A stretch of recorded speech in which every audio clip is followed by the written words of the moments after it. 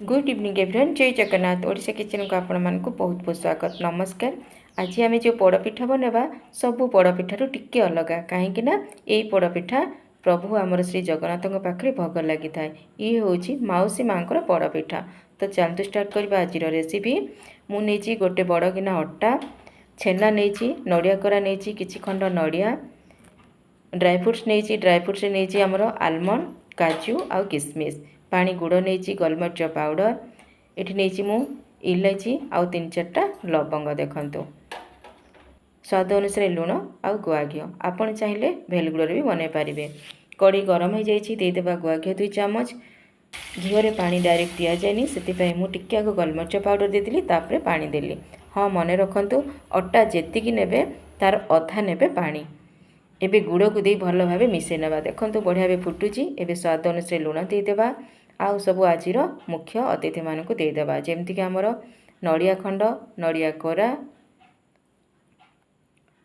Dry fruits देदेबा छेना को देदेबा।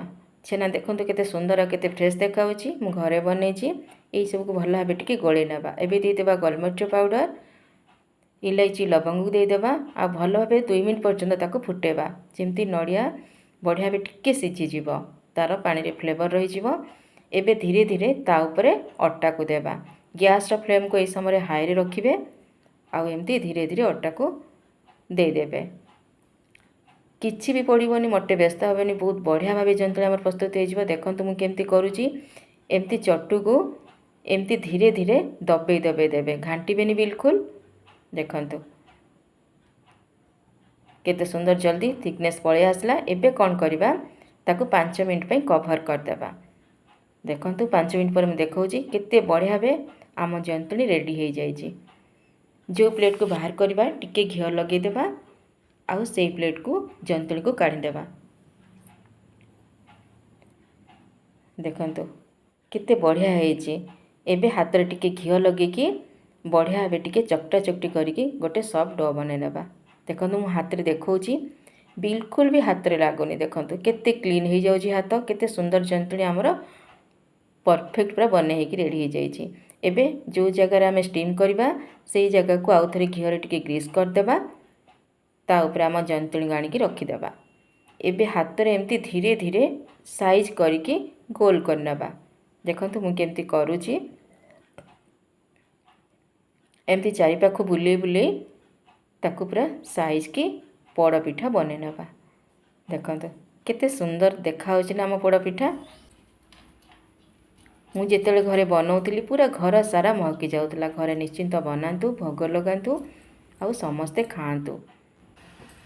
एठी मु इडली छांच रे पानी देइतिली। देखंतु छांच को मु ओल्टी दोउची आउ ता ऊपर नेकी जो पोड़पिठा बने रखिथिले से प्लेट रखीदेबा। आपन पाखे जदि स्टीमर अछि ताले स्टीमर रे स्टीम करिवे। एबे कभर करदेबा आ 20 रु 30 मिनट पर्यंत अपेक्षा करिबा। देखंतु मु देखौची 20 मिनट पर मु देखौची मो पिठा बढ़िया भाव सीझी जाइए। देखंतु पूरा टूथपिन रे क्लीन देखा होची। डिपेंड करची आपन को पिठा केते मोटा और केते पतला अछि से अनुसार सेतिकी से टाइम टेकिंग नेबो। एबे गोटे जगह आउ टिके घी लगेदेबा आउ पोड़पिठा को पूरा ठंडा होगा पर्यंत अपेक्षा करवा। मते जल्दी भोग लगवार थिला सेथिपई टिके गरम अछि गरम अवस्था रे मु काटुची। पूरा ठंडा करदेबे आउ एमती पीस पीस की काटी नेबे।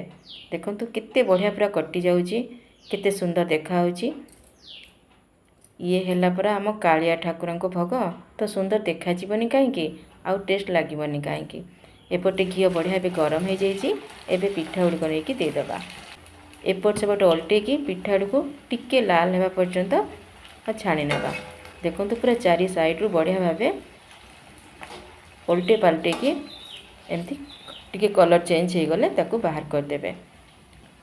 देखंतु रेडी हो गला हम पिठा गुड़िक। एबे गोटे प्लेट को काढ़ी नेबा। बनेबा बहुत सहजिया। आम तो बहुत प्रकार पोड़पिठा खाइचे। थरे एमती बनातु ठाकुर को भोग लगातु आउ समस्ते खातु। रहुची प्लीज जदि वीडियोटी भल लगुची लाइक शेयर सब्सक्राइब करबा जमार भूलिबेनी। रहुची आउ गोटे वीडियो देखाबा। जय जगन्नाथ। Bye bye.